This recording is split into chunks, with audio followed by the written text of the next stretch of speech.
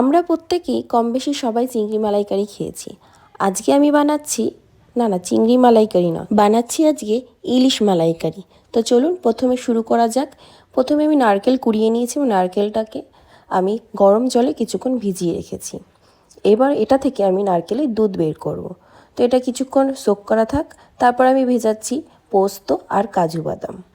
আমি আজকে কোনো রকম সর্ষে ইউজ করব না, জানি ইলিশ মাছে সর্ষে ছাড়া ভালো লাগে না। তো যাই হোক, তোমরা একবার এটা ট্রাই করে দেখতে পারো, অবশ্যই তোমাদের ভালো লাগবে।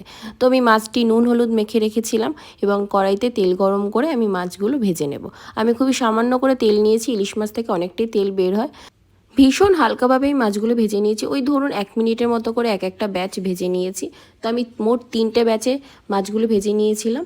তো চলো, আমার মাছগুলো ভাজা হচ্ছে এবং খুব হালকাভাবেই কিন্তু ভাজতে হবে, খুব ডিপ ফ্রাই করলে হবে না। আমরা বাঙালিরা মাছে ভাতেই কমফোর্ট ফিল করে থাকি। তো বাঙালি মানে মাছ, আর মাছ মানে ইলিশ মাছ তো বটেই। আচ্ছা, এখানে মাছটা ভাজা হোক, ততক্ষণে আমি দেখাই নারকেলের দুধটা বানানো।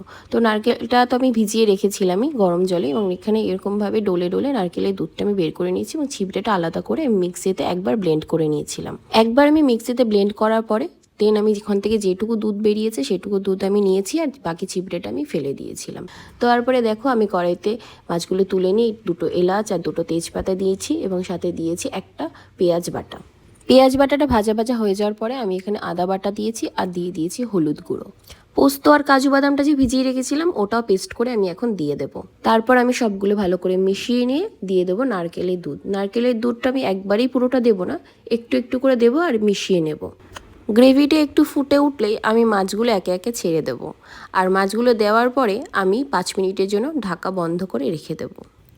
আমার ভিডিও যদি আপনাদের পছন্দ হয়ে থাকে তাহলে অবশ্যই আমার চ্যানেলটি সাবস্ক্রাইব করে লাইক করে দেবেন এবং বলবেন যে আপনারা কোন রেসিপি কবে দেখতে চান, আমি অবশ্যই চেষ্টা করব দেখানো।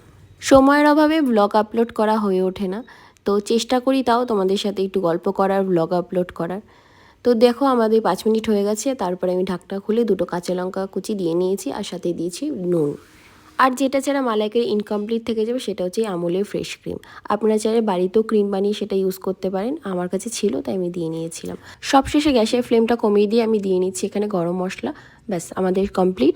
এবার আমরা সার্ভ করার পালা। ঠিক আছে, এই গরম গরম ভাতে আমাদের ইলিশ মালাইকারি কেমন লাগে আপনারা অবশ্যই জানাবেন।